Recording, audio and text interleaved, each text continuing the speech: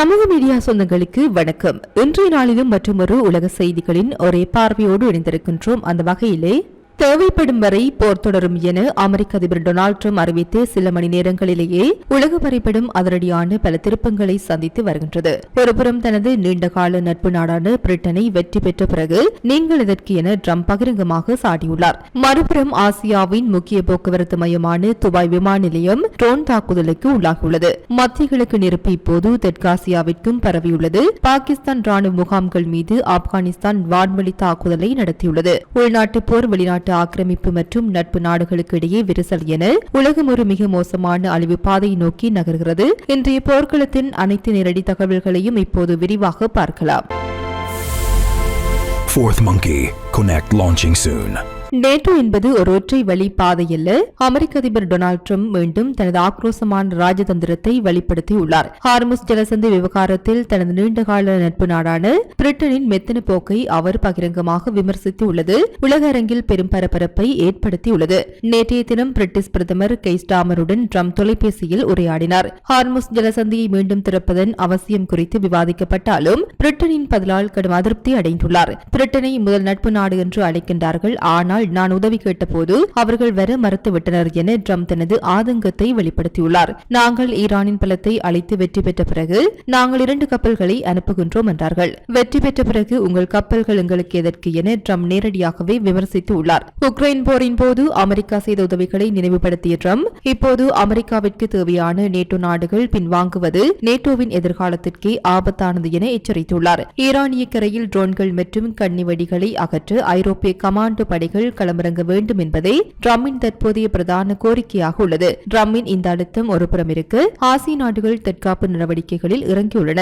Japan வரலாற்றிலேயே இல்லாத அளவாக 80 மில்லியன் கொள்கலன் எண்ணெய் கையிருப்பை சந்தைக்கு விடுவித்துள்ளது. ஆஸ்திரேலியா, ஜப்பான் ஹார்முஸுக்கு போர்க்கப்பலை அனுப்பும் ட்ரம்பின் கோரிக்கையை திட்டவட்டமாக நிராகரித்துள்ளது.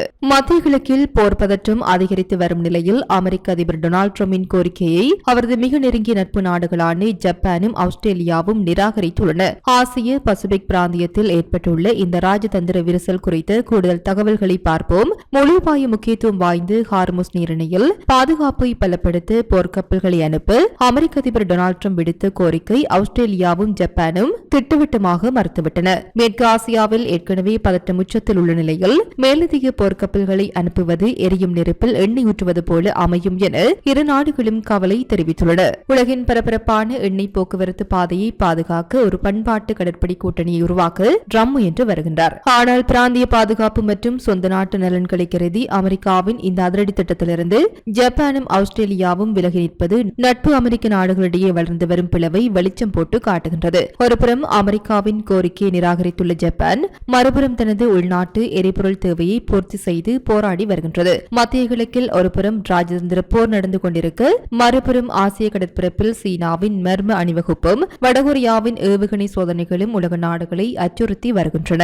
மத்திய கிழக்கு போர் இப்போது லண்டன் மற்றும் கனடா தெருக்களுக்கு வந்துள்ளது. ஈரானுக்கு ஆதரவாகவும் எதிராகவும் மக்கள் திரண்டதால் லண்டன் மாநகரம் போர்க்களம் போல காட்சியளிக்கின்றது. அமெரிக்க அதிபர் ட்ரம்ப் ராணுவ உதவியை கோரி பிரிட்டனுக்கு அழுத்தம் கொடுக்கும் நிலையில் இந்த மக்கள் கிளர்ச்சி பெரும் முக்கியத்துவம் பெற்றுள்ளது. ஈரான் மீதான இஸ்ரேல் அமெரிக்கா போருக்கு எதிராக லண்டனில் நடைபெற்ற பேரணியில் கடும் வன்முறை வெடித்தது. லண்டனில் ஆர்ப்பாட்டக்காரர்கள் ராணுவ தாக்குதல்களுக்கு எதிராக குரல் கொடுத்ததால் அதிகாரிகள் 12 பேரை கைது செய்தனர். குறிப்பாக ரிசா பக்லவி மற்றும் ராப்பர் பாப் வைலன் ஆதரவாளர்களுக்கிடையே ஏற்பட்ட கருத்து மோதல்கள் குறித்து போலீசார் தீவிர விசாரணை நடத்தி வருகின்றனர். கனடாவில் நடைபெற்ற பேரணிகள் போரில் பலியான குழந்தைகளின் அடையாள உருவங்கள் ஏந்தி செல்லப்பட்டது பார்ப்போரை கிளங்க வைத்தது. இது உலகளவில் போர் எதிர்ப்பு உணர்வு எந்தளவிற்கு தீவிரமாக உள்ளது என்பதை காட்டுகின்றது. மத்திய கிழக்கில் போர் மேகங்கள் சூழ்ந்துள்ள நிலையில் உலகின் பரபரப்பான துபாய் சர்வதேச விமான நிலையம் அருகே இன்று ட்ரோன் தாக்குதல் நடத்தப்பட்டுள்ளது. இதனால் அங்கு பெரும் தீ விபத்து ஏற்பட்டு அனைத்து விமான சேவைகளும் அதிரடியாக நிறுத்தப்பட்டுள்ளன. ஆசியாவின் முக்கிய போக்குவரத்து மையம் முடங்கியுள்ளதால் உலகமே அதிர்ச்சியில் உள்ளது. துபாய் சிவில் பாதுகாப்பு குழுக்கள் உடனடியாக விரைந்து வந்து தீயை கட்டுக்குள் கொண்டு வந்தன. அதிர்ஷ்டவசமாக இந்த சம்பவத்தில் யாருக்கும் காயம் ஏற்படவில்லை என தெரிவிக்கப்பட்டுள்ளது. பயணிகள் மற்றும் ஊழியர்களின் பாதுகாப்பை உறுதி செய்யும் முன்னெச்சரிக்கை நடவடிக்கையாக அனைத்து விமானங்களும் தரையிறங்குவது புறப்படுவது தற்காலிகமாக நிறுத்தப்பட்டுள்ளது என துபாய் விமான போக்குவரத்து ஆணையம் தெரிவித்துள்ளது.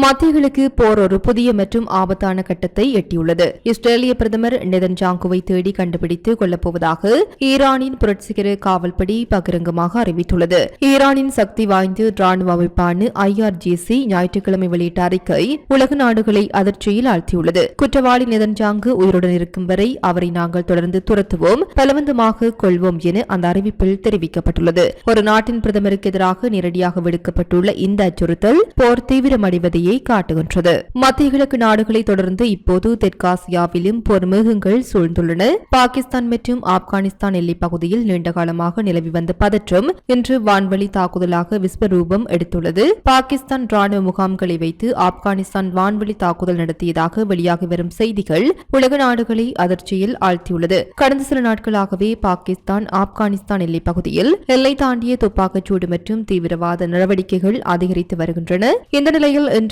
பாகிஸ்தான் ராணுவத்தின் முக்கிய முகாம்கள் மீது ஆப்கானிஸ்தான் வான்வெளி தாக்குதல்களை மேற்கொண்டுள்ளது. இந்த தாக்குதல் இரு அண்டை நாடுகளுக்கும் இடையே ஒரு முழுமையான போருக்கான அச்சத்தை ஏற்படுத்தியது. எல்லைப் பகுதியில் நிலவி வரும் மோசமான பாதுகாப்பு சூழலே இந்த தாக்குதலுக்கு காரணமாக கூறப்படுகின்றது. ஏற்கனவே ஈரான் அமெரிக்க போர் காரணமாக உலகளாவிய எரிசக்தி மற்றும் பொருளாதார நெருக்கடி நிலவி வரும் நிலையில் பாகிஸ்தான் ஆப்கானிஸ்தானுக்கு இடையே தெற்காசிய பிராந்தியத்தில் பெரும் ஸ்திரமின்மையை ஏற்படுத்தும் என அரசியல் ஆய்வாளர்கள் எச்சரிக்கின்றனர். அமெரிக்கா மற்றும் இஸ்ரேலின் தாக்குதலால் ஈரான் நிலை குலைந்துள்ள சூழலில் அந்த நாட்டு ஆட்சிக்கு எதிராக மற்றொரு பாரிய நெருக்கடி உருவாகியுள்ளது. ஈரானின் கடைசி மன்னரான ஷாவின் மகன் ரெசா பக்லவி உலகெங்கிலும் வாழும் ஈரானியர்களை வீதிக்கு வந்து போராடுமாறு பகிரங்க அழைப்பு விடுத்துள்ளார். ஈரானின் பழமையான கலாச்சார விழாவான சார்ஷன்பே சூரி தினத்தை முன்னிட்டு இந்த அறைகூவல் விடுக்கப்பட்டுள்ளது. 1979 புரட்சிக்கு பிறகு நாட்டை விட்டு வெளியேற்றப்பட்ட ஷா வம்சத்தின் வாரிசான ரெஷா பக்லவி தற்போது அமெரிக்காவிலிருந்து ஈரானிய விடுதலைக்காக குரல் கொடுத்து வருகின்றார். உலகெங்கிலும் உள்ள ஈரானிய ஆட்சியின் தூதரகங்களுக்கு முன்னால் அனைவரும் ஒன்று திரளுங்கள், ஈரான் விடுக்கப்பட்டு இஸ்லாமிய குடியரசு வரலாற்றின் குப்பையாக மாறும் வரை ஈரானிய சேதம் ஓயாது என ஒரே குரலில் முழங்குங்கள் என அவர் தனது எக்ஸ் தளத்தில் பதிவிட்டுள்ளார். ஈரானிய புத்தாண்டு தினமான நோரூஸ் பண்டிகைக்கு முன்னதாக வரும் இந்த சார்ஷன்பே சூரி விழா தீமை அளிப்பதை குறிக்கும். இந்த சடங்கின் மூலம் ஈரானின் சுதந்திர வசந்தத்தை வரவேற்கப் போவதாக பக்லவி குறிப்பிட்டுள்ளார். ஏற்கனவே போர் முனையில் தோல்விகளை சந்தித்து வரும் ஈரானிய ஆட்சியாளர்களுக்கு இந்த உலகளாவிய மக்கள் எழுச்சி பெரும் நெருக்கடியை ஏற்படுத்தும் என எதிர்பார்க்கப்படுகின்றது. மத்திய கிழக்கில் ராணுவ ரீதியிலான போருடன் இப்போது அரசியல் ரீதியிலான ஆட்சி மாற்றத்திற்கான குரல்களும் வலுவடைந்துள்ளன. இந்த வார இறுதியில் உலகெங்கிலும் உள்ள ஈரானிய தூதரகங்களுக்கு முன்னால் போராட்டங்கள் வெடிக்க வாய்ப்புள்ளதால் சர்வதேச அளவில் பாதுகாப்பு பலப்படுத்தப்பட்டுள்ளது. மத்திய கிழக்கில் அமெரிக்கா ஈரான் போர் உச்சகட்டத்தை எட்டியுள்ள நிலையில் அமெரிக்காவிற்கு எதிராக ஈரான் ஒரு அதிரடி புகாரை முன்வைத்துள்ளது. அரபு நாடுகள் மீது தாக்குதல் நடத்தி அதை ஈரான் மீது பழியாக சுமத்து அமெரிக்கா தனது லூகாஸ் ரக போர்களின் போலி பிரதிகளை உருவாக்கியுள்ளது என தெஹ்ரான் குற்றம் சாட்டியுள்ளது. இது ஒரு திட்டமிட்ட தவறான கொடி நடவடிக்கை என ஈரான் எச்சரித்துள்ளது. ஈரானின் இந்த அதிர்ச்சியூட்டும் குற்றச்சாட்டின்படி அமெரிக்கா தயாரித்த லூகாஸ் ட்ரோன்கள் குளோன் செய்யப்பட்டன. GCC எனப்படும் வளைகுடா அரபு நாடுகளை குறிவைக்க பயன்படுத்தப்படும். இதன் மூலம் அரபு நாடுகளுக்கும் ஈரானுக்கும் இடையே மோதலை தீவிரப்படுத்த அமெரிக்காவும் இஸ்ரேலும் சதி செய்வதாக தெஹ்ரான் கூறுகின்றது. போர் மேலும் அதிகரித்தால் ஐக்கிய அரபு எமிரேட்ஸின் முக்கிய நகரங்கள் இந்த ரோன் தாக்குதலுக்கு உள்ளாகும் என ஈரான் நேரடியாக எச்சரிக்கை விடுத்துள்ளது. இந்த விவகாரம் ஏற்கனவே வளைகுடா மத்தியில் பெரும் அதிர்வலைகளை ஏற்படுத்தியுள்ளது. பாரசீக வளைகுடா முழுவதும் வர்த்தக மற்றும் எரிசக்தி பாதைகளை சீர்குலைப்பதன் மூலம் முழு பிராந்தியத்தையும் ஸ்திரத்தன்மைக்கு ஆளாக்க வாஷிங்டன் முயல்வதாக பாதுகாப்பு நிபுணர்கள் கருத்து தெரிவிக்கின்றனர். லூகாஸ்ட்ரோன் விவகாரம் அமெரிக்காவின் ராஜதந்திர நகர்வுகளுக்கு பெரும் பின்னடைவை ஏற்படுத்தக்கூடும் என எதிர்பார்க்கப்படுகின்றது. இது சமீபத்தில் வெளியாகும் செய்திகளின் தொகுப்பாகவே காணப்படுகின்றன. தொடர்ந்து செய்திகளுடன் இணைந்திருங்கள். ஈரான் இஸ்ரேல் அமெரிக்கா போர் தொடர்பான செய்திகளை உடனுக்குடன் அறிந்து கொள்ள சமூக மீடியாவோடு இணைந்திருங்கள். இது போன்ற பல செய்திகளை தெரிந்து கொள்ள நம்முடைய சமூக மீடியா யூடியூப் சேனலை சப்ஸ்கிரைப் செய்து அருகிலுள்ள பெல் பட்டனை கிளிக் செய்யுங்கள். மேலும் செய்திகளை உடனுக்குடன் தெரிந்து கொள்ள சமூகமீடியா.com என்ற இணையதளத்தின் வாயிலாக எங்களுடன் இணைந்திருங்கள்.